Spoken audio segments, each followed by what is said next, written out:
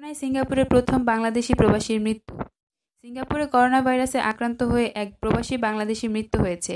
এ নিয়ে দেশটিতে এ পর্যন্ত ১৭ জনের মৃত্যু হয়েছে। এই প্রথম সিঙ্গাপুরে করোনায় কোনো বাংলাদেশির প্রাণ গেল।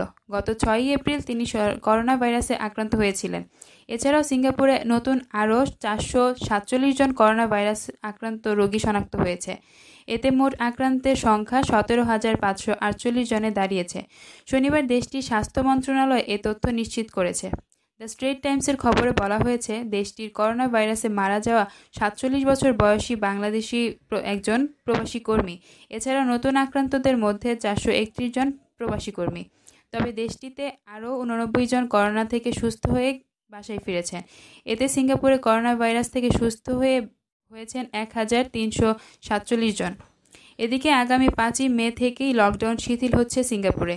ওই দিন থেকে ঐতিহ্যবাহী চীনা চিকিৎসা পদ্ধতি আকুপাংচার ফের চালু মাধ্যমে শুরু হচ্ছে ব্যবসায়িক কার্যক্রম।